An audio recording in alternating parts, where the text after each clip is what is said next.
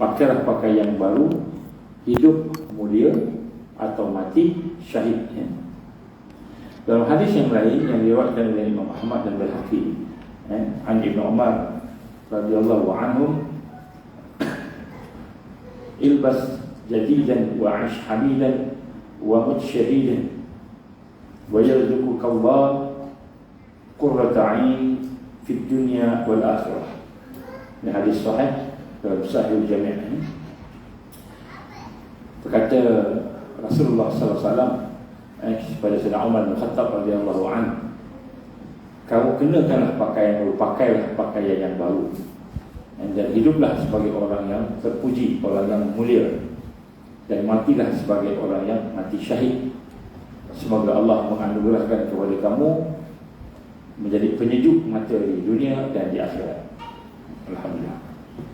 Jadi daripada hadis ini kita boleh mendapatkan buku pengajaran untuk kita melihat bagaimana kita ingin cuba nak mendidik anak-anak kita, diri kita juga lah sebenarnya, terutamanya di akhir zaman, di zaman-zaman di mana pada hari ini kita akan berhadapan dengan kesusahan, kepayahan.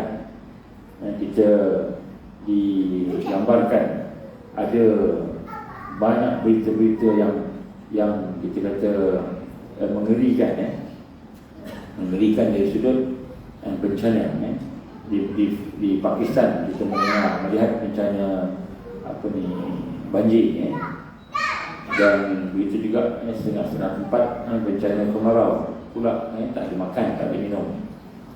Dan di negara kita, di Malaysia ini juga digambarkan sebenarnya oleh pihak-pihak kementerian juga lah, ada menggambarkan bahawa kita akan berhadapan dengan banjir besar, mungkin bulan 11 ke bulan 12, wallahualam. Jadi digambarkan kita akan berhadapan dengan suasana bencana alam, dan juga suasana-suasana ekonomi yang mungkin akan merosot. Itu juga suasana makanan. Jadi banyak perkara-perkara. Jadi di akhir zaman ini terlalu penting untuk kita melihat anak-anak kita, keluarga kita, supaya mendapat satu bentuk teguran, peringatan, pendidikan yang tarbiyah. Jadi dari hadis ini Nabi menggambarkan kepada kita tentang bagaimana apabila kita berhadapan dengan suasana-suasana yang baik dalam keluarga, suasana yang baik contohnya dalam kes ini, dalam hadis-hadis ini, Nabi menggambarkan, Nabi melihat Sayyidina Umar berpakaian gamis dan yang berwarna putih, putih sungguh. Maka Nabi bertanya, adakah ini pakaian yang baru ataupun pakaian yang dicuci, yang telah dicuci? Maka kata Sayyidina Umar, ini pakaian yang dicuci, maknanya bukan barulah, cuma bersih. Maka Nabi mengatakan kepada Sayyidina Umar, albasal jadidan, pakailah pakaian yang baru, kata Nabi. Gitu. Dan hiduplah sebagai orang yang wa'ish hamidan, hiduplah sebagai orang yang mulia, orang yang terpuji. Dan kemudian kalau mati, matilah sebagai mati syahid fi sabilillah.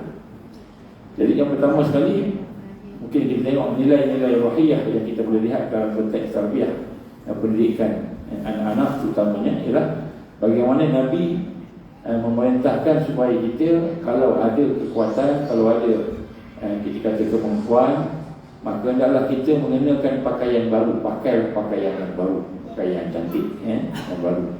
Dan perintah ini menunjukkan kepada kita bahawa kita diperintah, disuruh oleh Nabi SAW, kalau ada pakai pakaian yang baru, yang cantik, kerana pakaian yang cantik itu akan memperlihatkan antaranya lah syiar syukur kepada Allah Subhanahu wa ta'ala, syukur kepada Allah Subhanahu wa ta'ala. Jadi bila kita lihat di sini Allah memberikan nikmat kepada kita, maka dia akan memperlihatkan syiar syukur. Maknanya yang pertama sekali syukur, dan kita bersyukur kepada Allah.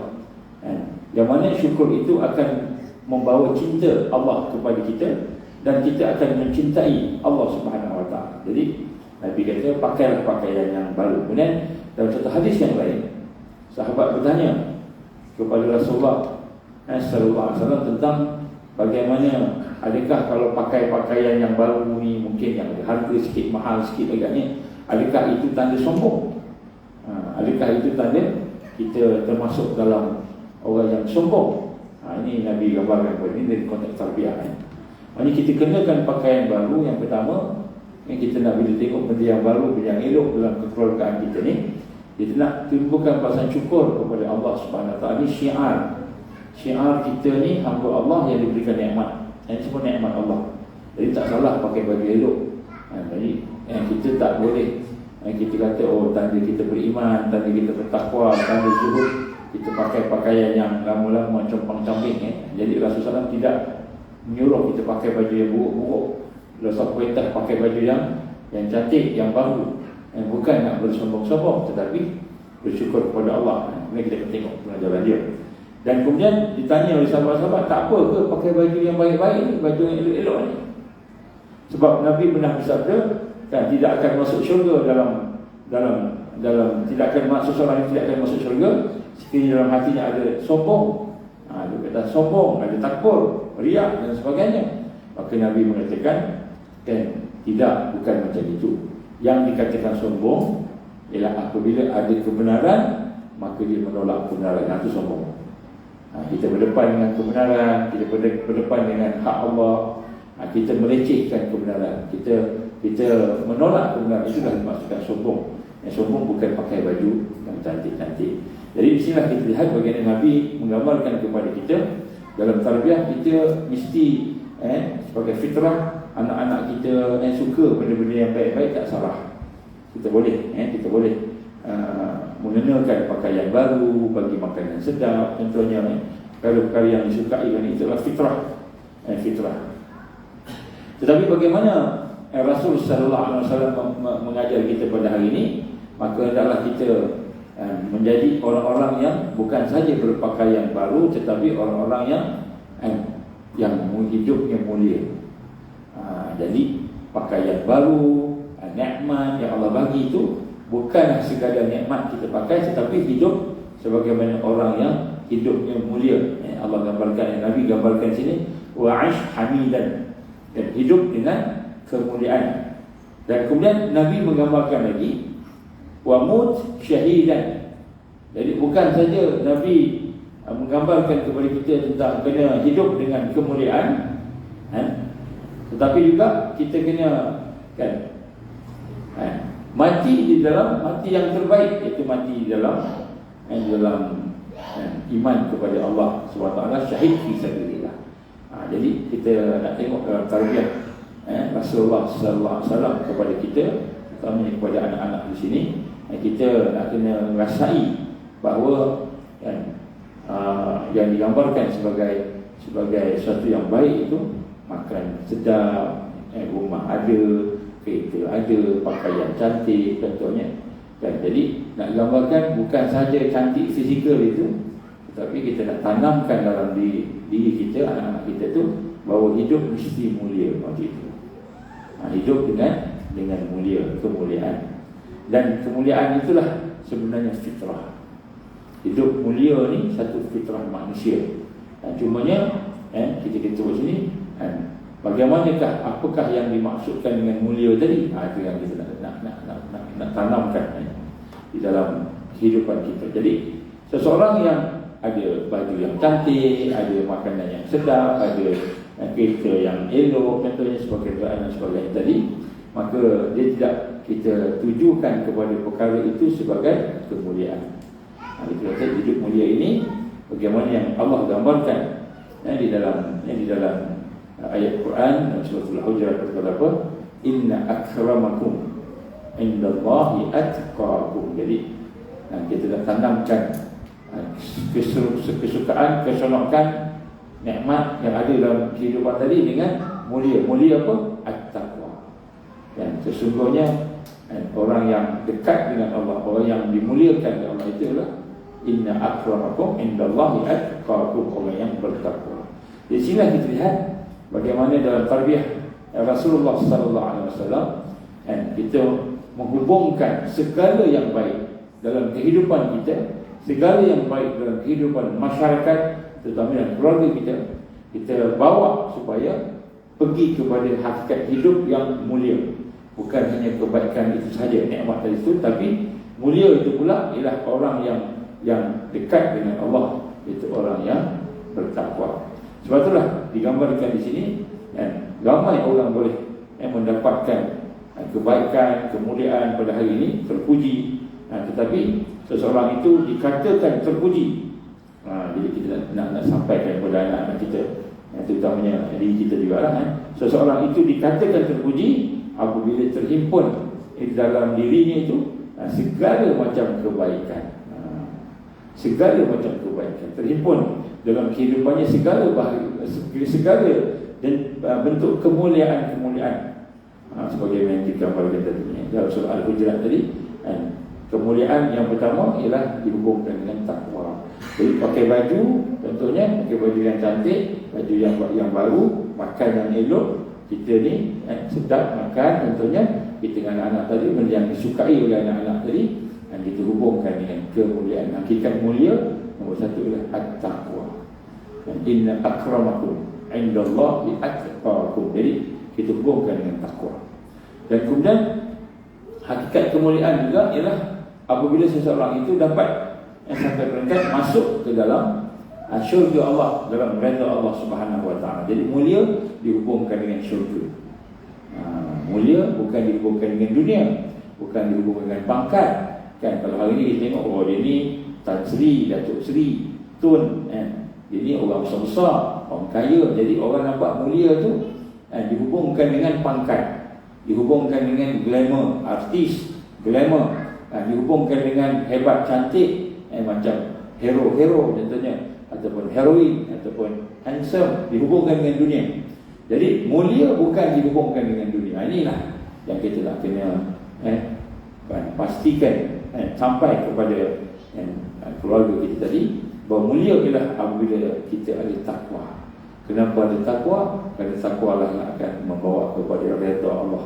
Redha Allah itulah yang akan membawa kepada syurga, kepada syurga. Jadi kepada satu yang lebih baik daripada apa yang ada di dunia ini. Jadi orang yang terpuji itu kemudian tentulah dia akan memuji Allah Subhanahu Wa Taala. Jadi bila dapat benda yang baik itu, kita hajar makan, bila makan sedap, makan aiskrim ke apa, kita sebut ni Allah bagi sedap ni. Tapi sedap ni dia tak akan jadi baik, melainkan ada syukur kepada Allah, yang melainkan ada takwa dalam, melainkan ada satu yang baik tadi. Maka inilah yang kita nak terapkan di dalam kehidupan kita. Maka nilai mulia itu terhimpun di dalam beberapa perkara. Yang pertama sekali al-iman. Orang tu mulia bila ada iman. Orang tu mulia bila ada Islam. Orang tu mulia bila ada ihsan, atau hakikat mulia. Jadi kita nak rasa perkara yang digambarkan tadi, segala benda yang baik tu kita hubungkan dengan iman. Jadi dengan iman, Islam dan ihsan tadi melahirkan takwa, melahirkan sifat tawaduk, rendah diri kepada Allah, melahirkan sifat siddiq, benar. Kemudian mulia juga bermaksud al-islah, kita baiki diri. Baiki diri, baiki kelemahan, itu maksud mulia. Jadi seorang itu dikatakan mulia apabila dia berada dalam memperbaiki diri dia. Kita mungkin buat dosa, kita mungkin ada kelemahan, mungkin kita orang yang banyak buat mungkar, maksiat, tapi bila kita bertaubat, islah, maka kita mulia. Itu maksudnya. Jadi tak apa buat salah. Bila buat salah kita marah, sekadar teguran, nasihat. Tetapi yang penting bila buat salah kita memperbaikinya, bertaubat, islah, barulah digambarkan mulia. Jadi kalau anak-anak kita buat salah, macam mana pun salah dia, jangan marah habis-habis. Jangan marah macam seolah habis, kan? Macam ada seorang satu cerita ni, bagaimana anak dia dia bawa balik kereta baru ke rumah dia. Bawa balik kereta baru, anak dia main basikal, akhirnya kereta calar. Kereta baru bawa balik, baru satu hari tak sampai, calar kereta ni. Dia punya marah ke anak dia tu. Anak dia kecil je, mungkin 3 tahun, agaknya gitulah, 3 tahun, 2 tahun, 3 tahun lah kot, 3 tahun, 4 tahun gitu, naik pakai basikal, bagi sikit budak. Kena kereta bapaknya baru beli, calar. Bapaknya ambil rotan, pukul tangan anak. Pukul anak menangis kan. Tak buat dah ayah tak mau dah, tak buat. Dia pukul agaknya emosi tu. sampai akhirnya tangan anak itu lebam, cedera teruk, akhirnya terpaksa dipotong. Sampai macam tu. Marah pada anaknya sampai tangan tu terpaksa dipotong. Teruk sangat. Dia dah ni kan. Naik hantu kan. Jadi bila dah dalam keadaan dah cedera tu, anak dah tak boleh dah, anak dah lembik tangan tu. Orang yang sampai anak ni. Bila anak dia sedar, anak dia tak dendam ke ayah kecil-kecil ni, tak dendam. Ke ayah, katakanlah namanya Ami, katakanlah Ami tak buat dah, Ami tak buat dah, ayah Ami tak buat dah, Ami nak tangan Ami balik, Ami nak tangan Ami balik. Jadi kita tengok sini, kalau kita nak marah anak, jangan marah sampai habis-habis. Marah jangan ikut nafsu, marah jangan ikut hati kita yang panas tu. Sebab tu kalau kita tengah panas, tengah marah, jangan tengah dalam keadaan tak terkawal emosi tu, jangan marah anak. Suruh dia duduk diam kat sini. Kita dengan baik semayang, kita pergi solat 2 rakaat dia, dah tenang, baru marah dia. Barulah marah tu akan jadi marah yang tarbawiyah, marah yang mendidik. Baru marah yang mendidik. Dan bila marah mendidik tu, barulah dia akan memiliki kekuatan. Sebab itulah kita tengok hari ni, mulia ialah apabila orang yang berdosa buat salah, anak-anak kita buat salah, dia belajar macam mana nak baiki kesalahan dia, baru dia hidup mulia. Kalau dia sekadar buat salah aja, dia kena marah, dia tahu dia kena marah, tapi dia tak baiki diri, tak baiki kesalahan, dia tidak berada dalam kategori hidup mulia tadi. Jadi hidup mulia itu ialah hidup dalam keadaan orang-orang yang memperbaiki al-islah. Jadi kita faham bila tengok nikmat tadi, kita hubungkan dengan al-islah. Dan kemudian islah ini juga bukan saja kita islah, tetapi juga dalam konteks kemuliaan dakwah. Al-islah buat dakwah ni macam ni kan. Lari-lari kita faham kan. Kau faham kan. Kita marah tu, jangan lari-lari. Jangan lari-lari kan. Ini surau, ni masjid, jangan bising. Jangan lompat-lompat. Mana dia faham? Dia tak faham, tak apalah, kita biar dia. Peringkat macam ini ni, sentuh hati dia, biarlah dia. Dia dengan dunia dia, dia tak fikir. Berdosa tak dia lari-lari macam ni? Bising-bising macam berdosa tak? Berdosa tak? Tak berdosa. Kalau kita lari-lari macam ni, kalau yang lari sana lari sini, lompat-lompat, dosa tak kata orang? Berdosa RM10 boleh halau keluar. Besar-besar, kecil tak apa. Jadi jangan kita marah. Nampak macam ganggu, tapi jangan marah. Dia sabar. Baik. Jadi yang kedua, yang ketiga disebut sini adalah al-islah wa dakwah. Dakwah maknanya kita ajar anak-anak kita mulia ialah apabila seseorang tu boleh bawa orang lain kepada Allah. Itu mulia. Hidup mulia. Jadi kita hubungkan segala yang kita suka, segala yang anak-anak kita suka dalam keluarga kita tu, baju baru, mungkin permainan baru kan. Kalau kita gabungkan dengan apa yang digambarkan, kemudian hakikat nilai mulia tadi. Kemudian mulia juga al-ukhuwah, bila kita bina ukhuwah, tidak gaduh-gaduh. Jadi kita bersaudara macam ni, kita kenalkan kawan-kawan, ada sharing, boleh share, boleh berkongsi-kongsi permainan. Itu mulia. Hidup mulia macam itu, hidup yang baik gitu kan. Dan kemudian yang lain banyak lagi lah hidup mulia. Jadi sebab itulah kita lihat di sini, maksud Nabi gambarkan tadi, pakailah pakaian yang baru dan hidup mulia dan mati syahid. Jadi hidup mulia ni ialah bagaimana yang kita kata tadi, bila kita boleh berfungsi, berperanan sebagai seorang yang hamba Allah, ubudiyah. Jadi bila kita boleh beribadah, jadi anak-anak ni nak jadi ibadah. Dalam keadaan seronok, dia beribadah. Dalam keadaan seronok, dia rasa dia izzah, dia rasa dia mulia. Dan izzah dia rasa mulia. Mulia dengan apa? Mulia dengan Islam. Ada Islam. Mulia dengan iman. Mulia dengan ihsan. Mulia dengan takwa. Kita ajar dia. Jadi bukanlah kita kata nak ajar anak-anak ni masa kat sekolah aja, masa buka Quran aja, dah. Ketika dia suka, ketika dia seronok, ketika itu kita hubungkan keseronokan itu dengan nilai yang sepatutnya ada dalam kehidupan kita sebagai hamba Allah. Jadi barulah anak kita boleh hubungkan gembira ni syukur, gembira ni hidup yang mulia. Hidup mulia ada apa? Ada Islam, ada iman, ada ihsan. Orang tu kaya raya, sebut kaya raya ni. Tadi kami bincang-bincang, rupa-rupanya kat negara kita Malaysia ni ada 9 dragon. Bukan 7, 9 dragon. Tahu berapa pendapatan 9 dragon? Satu dragon yang pertama, dari dragon yang pertama yang paling tinggi lah.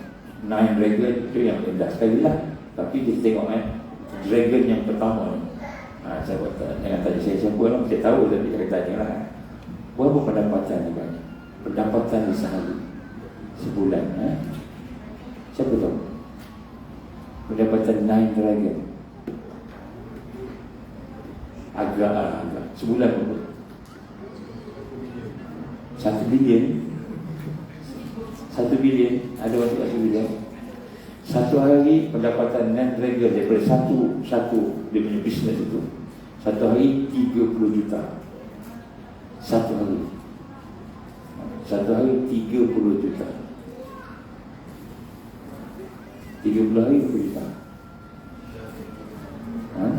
Kalau 30 hari dia tak ada cuti. 30 hari, satu hari 1 juta. 30 hari kali 30 kan?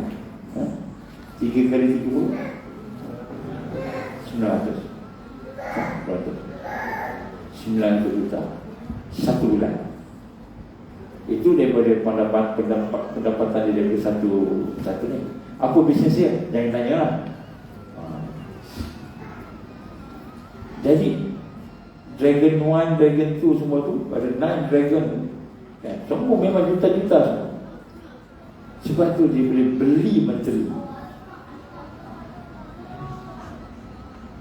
Ada seorang menteri, satu menteri ni, jangan tanya saya siapa. Ini maklumat saya berdapat tadi. Ada seorang menteri ni, sebulan dia bagi 30 juta. Maknanya gaji sehari dia bagi pada menteri ni 30 juta. Asal.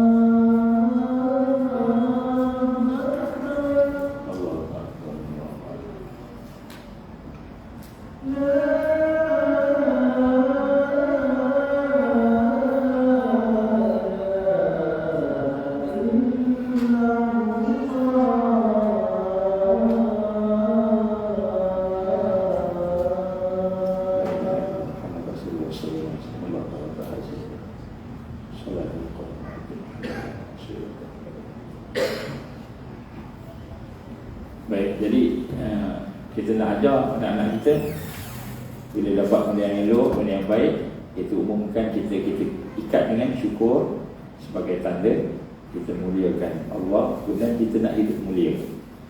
Hidup mulia bukan sebab duit. Kalau sebab duit, sembilan dragon paling banyak duit. Satu hari 30 juta. Bukan 30,000, 30 juta.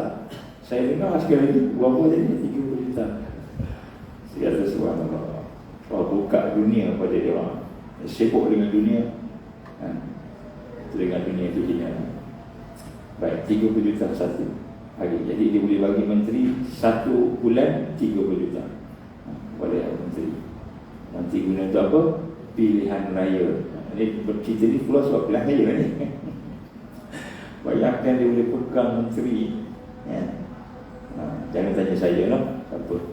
Jadi sebut sini, apabila kita tengok kebaikan, seronok, keseronokan dalam rumah tangga kita tu, anak-anak ke kita sendiri pun, kita hubungkan dengan syukur kepada Allah dan kita hubungkan hidup mulia. Hidup mulia ni hidup orang yang ada Islam, ada iman. Jadi kita jadi anak-anak kita tengok orang lain ada nikmat. Contohnya kan, orang yang bukan Islam, yang kufur kepada Allah, dia ada kereta besar, dia ada rumah besar, tapi dia tak ada Islam, dia tak ada iman, tak ada ihsan. Jadi walaupun hebat tu, hidup dia tidak mulia. Jadi kita hubungkan keseronokan tadi dengan hidup mulia. So hidup mulia ni bila kita bersama-sama dengan iman, Islam dan ihsan tadi, dan kita hidup bersama-sama dengan Islam, dengan dakwah dan sebagainya, maka orang yang hidup mulia ni dapat apa? Kita ceritalah pula kepada anak-anak kita tu, kat diri kita. Allah SWT menjanjikan kepada mereka yang mengerjakan amal soleh. Wa'adallahu allazina amanu minkum wa 'amilus solihat la yastakhlifannahum fil ard kama istakhlafal ladzina min qablihim wa la yumakkinanna lahum dinahum alladzi irtada lahum. Ila akhir ayat. Saya baca itu kita masuk. Apa Allah sebutkan surah An-Nur.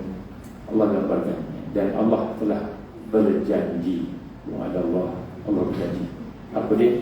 Kepada orang yang beriman tadi, orang yang ada iman, orang yang ada kemuliaan tadi, dan yang mengerjakan amal. Hidup mulia dengan iman, Islam, ihsan. Hidup mulia dengan takwa. Hidup mulia dengan amal. Yang mengerjakan amal soleh sungguh-sungguh akan dijadikan mereka itu berkuasa di muka bumi ini. Sungguh-sungguh Allah akan jadikan berkuasa di atas muka bumi ini. Jadi Allah akan menjadikan orang yang beriman itu menang, dan dia akan meneguhkan bagi mereka agamanya. Allah akan teguhkan agamanya yang diredainya, yang akan menukar keadaan mereka daripada ketakutan kepada keamanan. Jadi tuan-tuan, itu hubungkan kejayaan kat dunia ni dengan iman dan amal. Bawa ayat surah An-Nur ayat 55. Apa yang Allah gambarkan kat sini? Kita bermula daripada minum air yang sedap, makan yang sedap, pakai baju yang elok, kita boleh jalan-jalan, anak kita gembira, kita hubungkan dengan syukur, hubungkan dengan amal, tunjuk, dan kita akan menang. Allah janji kita akan menang dan menukarkan suasana ketakutan. Kenapa? Sebab kita akan berada dalam bencana. Tak lama lagi akan ada bencana, banjir, bencana alam yang lain lah. Kalau Kuala Lumpur ni banyak tempat yang banjir dah mulai nampak lah, kan, mulai tenggelam sebagainya. Jadi kita kena hubungkan suasana ketakutan sebagainya itu dengan suasana kemenangan. Dan kemudian Allah menggambarkan hidup itu mulia apabila kita benar-benar dapat menegakkan Islam. Kena tanamkan, maknanya nikmat Allah bagi kat kita, baju cantik, semua tu kita nak manfaatkan untuk tegakkan Islam. Anak-anak kita kena kita dan sampaikan perkara-perkara tersebut. Kenapa? Kalau tidak mereka tak faham maksud mulia. Mereka ingat mulia bila dapat nombor 1 dalam sekolah, itu mulia. Mereka mulia bila dapat menang bola sepak Piala Dunia, Piala Asia. Menang tu itulah hidup mulia, bangga dengan kemenangan. Ingat hidup mulia bila boleh dapat tantangan artis yang terkenal. Hidup mulia bila ada duit banyak, hidup mulia. Jadi anak-anak kita tak kenal apa maksud hidup mulia. Hidup mulia sebenarnya bila kita jadi hamba Allah, mengamalkan apa yang Allah perintah. Jadi ini yang kita nak terapkan kepada mereka. Kita terapkan sehingga apabila mereka dapat merasai perkara-perkara semua. Jadi masa dia seronok lah, masa dia tengah menangis, susah kita nak cakap begitu, masa seronok, masa dia ada perkara yang baik. Dan kemudian Nabi gambarkan kepada kita, tak cukup sekadar itu, kita kena hubungkan juga dengan kehebatan Allah Subhanahu Wa Taala. Apa kehebatan Allah? Kehebatan Allah ini, apabila kita hidup mulia, maka mati juga mulia. Hidup mulia, mati juga mulia. Apa mati mulia ni? Syahid fi sabilillah. Nakkan cerita ke anak-anak syahidnya apa? Mati syahid fi sabilillah. Jadi nak cerita ke anak-anak apa maksud mati syahid. Kita ingat cerita pasal syahid ni bila dah tua-tua je, atau bila ada perang je, atau anak kita kerja askar je. Tak, anak kecil-kecil bila dia faham, apa dia faham? Akidah. Hidup ada, mati pun ada. Hidup ada, mati ada. Jadi bila dalam keadaan gembira tu, kita cerita juga tentang perkara yang boleh menghilangkan nikmat al-maut. Tapi bukanlah banyak sangat. Kita cerita dalam keadaan supaya dia disentuh, ada sentuhan-sentuhan. Jadi dalam hadis ini Nabi menggambarkan berkenaan dengan orang Sayyidina Umar tadi yang disuruh pakailah baju yang baru, pakailah baju yang baru, hiduplah mulia dengan kemuliaan tadi dan mati syahid. Maka Nabi hubungkan kenikmatan, nikmat yang ada, Nabi hubungkan dengan hidup mulia bersama nikmat, dan Nabi hubungkan sampai mati syahid. Maknanya nikmat yang ada pada kita ni, kalau tidak membawa kepada mati syahid, rugi kita. Contohnya kita ada kereta, kita ada rumah, kita ada semua macam-macam kita ada, tapi tak boleh nak membantu kita untuk dapatkan kematian yang terbaik. Jadi sinilah kita akan kata rugi kita. Sebab itulah mati syahid ini ada macam-macam lah. Tapi dia bukan cita-cita orang beriman. Bukan kita nak mati macam itu, tapi nak sebut sini mati yang mulia adalah mati orang-orang yang syahid fi sabilillah. Syahid fi sabilillah ini maknanya adalah kematian yang baik, husnul khatimah. Jadi tuan-tuan dan puan, kenapa saya ambil hadis ni? Sebab tak lama lagi mungkin kita akan melihat ramai orang mula mati. Sekarang pun dah ramai lah. Ramai orang yang dah mula meninggal dunia dalam keadaan yang tiba-tiba, tak ada sebab pingsan mati, tak ada sebab tiba-tiba heart attack.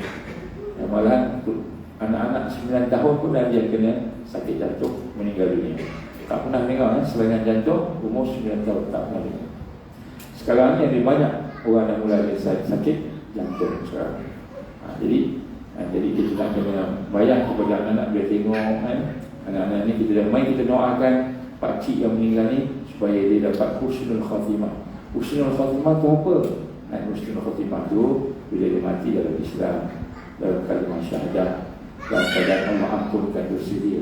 Kita ajar anak kita. Padahal kita bawa anak kita tengok orang meninggal dunia, kita sekadar bawa bagi Fatihah gitu, baca Yasin.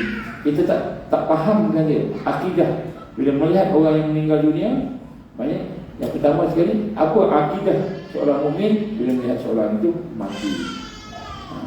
Jadi kita kena bincang-bincang anak-anak kita, tengok ni pakcik kita, muda lagi dia, umur baru 30-an, mungkin 20-an, Allah dah ambil dia, maknanya itulah nyawa dia. Kita semua akan mati juga. Itu semua Allah punya kuasa. Kita tentang kematian. Dan mati yang bagus sekali husnul khatimah. Ada orang mati dia baik, tapi ada orang mati yang tak baik. Kita cerita kat anak-anak kita. Sebab apa? Sebab itulah kita kata pintu masuk kepada akhirat. Kita cerita. Jangan kita ingat anak-anak kita ikut bahasa dia lah. Kalau dia kecil-kecil itu bahasa dia lah. Nanti kalau abang meninggal dunia, kan, Allah buat apa? Allah sedih tak kalau abang meninggal dunia? Mestilah sedih. Sedih. Agar Allah buat apa? Kita ajar dia. Allah bacakan Fatihah kat abang. Allah tolong buat baik-baik. Kalau Allah buat tak baik, nanti abang pun Allah azab nanti dalam kubur. Sian abang, sian bumi, contohnya. Kita ajar anak-anak. Bila tengok mayat tu, bukanlah kat depan mayat kan, orang marah kan. Lepas tu kita ajak fikir, tengok balik. Ini orang yang dia kenal. Ini maknanya kita nak ajar anak-anak kita akidah dengan peristiwa yang berlaku. Bila kita lihat ramai meninggal, kita doakan kawan-kawan kita ni, pakcik ni, ataupun abang ni, kita doakan, kita doa kepada dia, kita doa supaya Allah ampunkan dosa dia. Allah terima dia punya amalan-amalan. Kita doa siap kat dia. Kalau dia mati, Allah tak terima, kita doa sama-sama. Jadi, dan yang paling tinggi sekali selepas husnul khatimah, bila sampai peringkat yang sesuai dia boleh berfikir tu, mati syahid fi sabilillah. Apa maksud syahid fi sabilillah? Syahid ni dia ambil seorang itu cita-cita untuk nak membantu Islam, menegakkan Islam. Maka kalau dia mati, syahid fi sabilillah. Macam itu. Habis syahid ni, apa dia syahid ni? Cita-cita sahabat-sahabat Nabi dulu macam tu. Sebab tu tidak ada seorang sahabat sebenarnya, semuanya berjihad fi sabilillah. Tak ada seorang pun, semua berjihad. Walaupun dia lemah macam mana, dia buat semampu yang boleh. Dan kemudian Allah gambarkan pula tentang orang-orang yang mati syahid ini, kan, dia bukan mati tapi dia hidup. Dia bukan mati tapi dia hidup. Ini pun satu benda yang kita nak kira kemuliaan dan orang-orang yang hidupnya. Jadi kita bila peristiwa berlaku, kita ada keseronokan anak-anak kita ada syukur, kita ada kemuliaan, hidup mulia, dan kita ada kesudahan. Jadi nikmat yang ada jangan sampai membawa su'ul khatimah. Nikmat jangan sampai membawa kita lalai ke Allah, lupa ke Allah. Makan kenyang tak sembahyang, lupa ke Allah. Dan sedangkan Allah yang bagi. Ini akidah yang perlu kita terapkan. Sebab nanti kalau Dajjal datang, Dajjal dia boleh bunuh orang, dia boleh hidupkan. Dajjal, kalau anak-anak kita tengok Dajjal ni, kita biarkan anak-anak kita tengok Dajjal punya sihir ni, kemungkinan besar anak-anak kita pun akan ikut Dajjal, isteri akan ikut Dajjal. Sebab tu Nabi gambarkan, ikat isteri kamu dan anak-anak kamu tu, ikat, kata Rasul sallallahu alaihi wasallam. Dan maksud ikat ni, kalau kita faham, ikat dengan tali, itu kita faham. Itu yang tersurat. Yang tersirat, apa tersirat? Ikat dengan akidah, ikat dengan iman, ikat dengan ihsan, ikat dengan kenal Allah, ma'rifatullah, ikat dia dengan hati yang bersih, ikat dia. Jadi bila Dajjal datang, dia terikat dengan iman tadi. Jadi akhirnya kita tak bina yang ini, kita bina yang lain. Kita nak memenangi hati anak-anak saja, sehingga akhirnya matlamat hidup pun tidak dapat kita bina. Jadi sebab itulah yang digambarkan di sini, orang-orang yang bila dia faham hakikat kematian, anak-anak tadi, dia boleh faham hakikat hidup ni sementara dan sebagainya. Kemudian kita nak lihat sikit ni, orang yang bagaimana dalam hadis ini menggambarkan tentang orang yang mati syahid, kemuliaan mati syahid. Yang pertama, kemuliaan mati syahid yang Allah gambarkan, wala taqulu liman yuqtalu fi sabilillah amwat. Jangan kamu berkata bahawa mereka yang mati berperang ataupun sabilillah tadi, fi sabilillah tadi, mati, bal ahya, bahkan mereka hidup. Walakin la tash'urun, tapi kita tak sedar. Jadi maknanya yang pertama sekali, apa maksud hidup ni, masih hidup, tuan-tuan puan, ini tak kena rasa. Maksud masih hidup maknanya Allah bagi nikmat pada dia. Nikmat pada dia. Maknanya macam kita ni, kita hidup sebab Allah bagi lagi nikmat adanya rezeki. Ada rezeki, kita boleh makan, boleh minum, boleh tidur, boleh rehat, boleh ada kawan-kawan, boleh ada anak beranak, ada keluarga. Nikmat. Selagi kita ada rezeki, ada nikmat, maka selagi itulah kita hidup. Bila Allah dah cabut rezeki tadi, maka tak ada dah. Jadi apa yang digambarkan hidup dalam ayat ini, dalam mufassirin kita, para ulama yang tafsir gambarkan, dia diberi rezeki oleh Allah hidup, dan hidupnya makin lama berkembang sebab dia tak ada dosa. Yang meninggal dunia tak ada dosa, dosa Allah dah hapuskan, maka dia akan berkembang sampailah rezeki yang sempurna. Jadi orang yang syahid fisabilillah ni rupa-rupanya diberikan kehidupan, dan kehidupan nikmat yang sempurna, nikmat yang sempurna. Sebab itulah digambarkan, janganlah kamu mengira bahawa orang-orang yang gugur perjalanan Allah itu mati, bahkan mereka hidup di sisi Allah dengan mendapat rezeki. Mereka dalam keadaan gembira disebabkan kurniaan Allah. Ini ayat surah Al-Imran ayat 169 170. Ini ayat yang lain. Jadi kita gambar sini bila anak-anak kita kata anak ni pakainya cantik, makanan cantik, hebat, makanan sedap sebagainya, tetapi orang yang dah diberikan kemuliaan tadi, dia mendapat rezeki, iaitu syahid fisabilillah. Jadi ini yang digambarkan oleh, kita kata sesuatu yang kita nak kena rasa kemuliaan. Kemuliaan yang ada. Dia bukan hanya sekadar hidup, tapi dia mendapat rezeki yang bertambah-tambah. Jadi kita kat sini dapat juga rezeki, tapi rezeki kita ada ujiannya, ada susahnya, ada sakitnya. Tapi dalam alam barzah tadi, di dalam kematian syahid tadi, maka Allah gambarkan dapat kemuliaan. Jadi di sini kita lihat bagaimana Allah Taala menggambarkan kepada kita tentang orang yang mati syahid tadi ialah orang yang hidup. Orang yang hidup. Jangan kita kata mereka telah mati. Sebab itu kita perempuan. Tapi ini iman. Jadi sebab itu bila kita pergi kubur, jalan kubur, bawa anak-anak, pakai baju raya pun tak apa, pakai baju cantik pun tak apa. Ambil baju cantik, kita nak hidup mulia. Cantik tu kita hubungkan dengan kemuliaan, kemudian hubungkan dengan kematian. Mati ni apa? Mati ni lah merupakan kembali kita kepada Allah Subhanahu wa ta'ala. Dan di sinilah kita nak gambarkan bagaimana orang-orang yang syahid fisabilillah itulah orang-orang yang akan diberikan kepada Allah kenikmatan rezeki sampailah bila-bila dia habis, sampai habis. Jadi ini yang kita nak gambarkan kepada anak-anak kita, terutamanya kita nak hubungkan mereka dengan akidah yang benar tadi, akidah yang benar insya-Allah. Jadi sebenarnya ada banyak lagi lah yang disebut Ustaz Syahid fisabilillah ni, ada banyaklah kemuliaannya. Bagaimana Allah menggambarkan tentang orang-orang yang syahid itu, yang diberikan contohnya diampunkan dosanya, yang diberikan kepadanya nampak kat mana dia nak pergi syurga, diberikan kepadanya satu perasaan. Maknanya orang yang bangkit di padang mahsyar yang tak ada ketakutan pada dia ialah salah seorang, ialah orang yang para syuhada sakit, para syahid syuhada yang diberikan dengan bangkit, tidak ada kita kata ketakutan padanya. Jadi ini yang digambarkan oleh Rasulullah SAW. Saya baca satu hadis ini, atau dua hadis ini tentang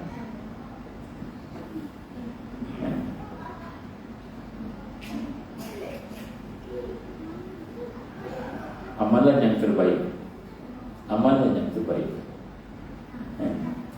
Bagi mereka yang hidup ialah merupakan mati syahid. Itu kemuncak. Habis hidup kita, situlah amalan terbaik, dipanggil ahsanul amal ataupun ahsanul khatim ataupun husnul khatim. Maka satu ketika sahabat bertanya kepada Nabi, ya Rasulullah, amal apakah yang sama dengan amal jihad fisabilillah? Kemuncak ialah berjuang jihad fisabilillah. Maka Nabi kata, kamu takkan mampu buat kalau orang itu berjuang berjalan Allah.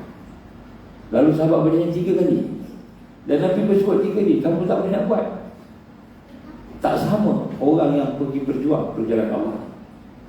Lalu Nabi SAW pun bersabda, umpama seorang yang pergi berjuang berjalan Allah seperti seorang yang berpuasa saum dan solat malam.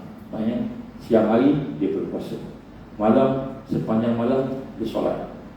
Kemudian membaca Al-Quran, ayat Al-Quran tidak berhenti-henti, tidak berhenti-henti, melakukan puasa, solat dan baca Quran sehinggalah dia kembali kepada daripada perjuangan tadi, dan ataupun dia akan mati, dan mati itulah yang terbaik.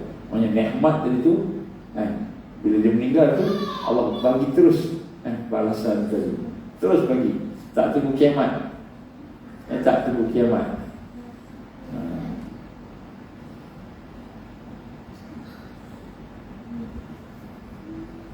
Saya ingat kawan-kawan yang dah syahid atas kapal, yang dah syahid atas kapal 9 orang, kemudian seorang 10.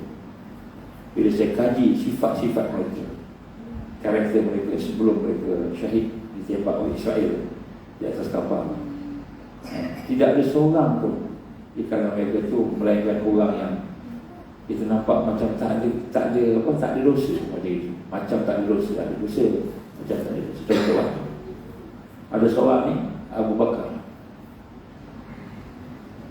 Dia ni hafal Quran, dia ustaz, hafal Quran 30 juz. Hidup dia sekejap-kejap buka Quran, baca Quran. Bila dia cakap itu Allah bukan. Dan lembutnya orang, mudah. Kemudian yang paling best sekali dia ni, bila malam-malam orang semua dah tidur rehat, dia akan bangun. Dia orang yang antara orang awal bangun. Kemudian dia bangun, kemudian dia baca Quran perlahan-lahan je. Tetapi bila dengar dia baca Quran tu, orang yang tidur semua bangun, sembahyang dan baca Quran. Bila dengar dia baca Quran, kita ni nak tidur, letih, memang letih, tapi bangun dan sembahyang baca Quran. Dia punya roh Quran dia dengan Quran, subhanallah. Ini antara orang yang syahid. Kemudian ada seorang lagi, Ibrahim Darjan. Dia ni sentiasa tolong orang. Satu hari kalau tak tolong orang, dia akan jadi tak boleh tidur, dia rasa tak best. Jadi sentiasa tolong orang. Anak cerita lah, lepas dia meninggal dia jumpa anak dia, minta cerita tentang kisah ayah dia kan. Semua yang syahid ni sifat ketika hidupnya luar biasa. Jadi sebab tu kita hari ni bukan saja kita kena bercita-cita supaya Allah jadikan mati kita ni husnul khatimah, mati yang terbaik, syahid fisabilillah. Tapi kita kena jadikan hidup kita ni sungguh-sungguh untuk merayakan kita tu syahid fisabilillah. Kami dari Malaysia ni yang atas kapal, seorang pun tak layak syahid seorang kena tembak dekat kepala. Ridwan, Halim Ridwan, tembak kat kepala. Aku kena sakit bengkak. Dia kata, tak ada darah, kena lah. Bukan kepala tapi dia tembak dengan peluru getah. Malaysia ni semua kena peluru getah belaka. Itu depan mana tak kena. Bila datang Zodiac, kapal Zodiac Israel tu datang, gerahas dekat gerahas datang, tembak satu kena ke Halim. Aku kena tak ada kita kepala bukan kena tembak dengan peluru getah, tapi sakit lah. Allah izin, seorang kena dekat belakang, Jamuluddin kena dekat belakang, tak mati juga. Seorang lagi kena dekat pokok, Jamuluddin kena dekat pokok. Kat pokok aku dia tembak dia tu, tak mati juga. Jadi orang Malaysia tak mati, kenapa? Tak layak syahid. Kenapa? Banyak hutang. Kita banyak hutang, beli kereta hutang, beli rumah hutang, nak kahwin hutang, semua pakai hutang belaka. Jadi Allah tak pilih kita. Jadi kita kena tengok hidup kita. Anak-anak kita tengok, balik pelanggan kata, anak abang cakap ni cerita pasal kematian kan. Nanti kalau abang mati, doakanlah abang dapat husnul khatimah. Apa husnul khatimah tu? Mati yang Allah redha. Oh, macam mana? Bila kita buat baik, nanti Allah redha lah. Cerita ke anak kita mati. Jadi besok kita meninggal pun anak kita dah bersedia. Jadi kita dah pesan kat dia lah, kalau abang mati besok, tolonglah buat A, B, C, D. Kita dah pesan kat dia, dah wasiat dah siap-siap. Jadi kita ulang. Macam anak kita tahu tentang kehidupan dan kematian. Otak kita tak ingat. Tak ingat. Ini tarbiyah Rasulullah SAW. Dia memanfaatkan setiap suasana yang ada untuk ingatkan tentang hidup mulia dan mati mulia, mati syahid fi sabilillah.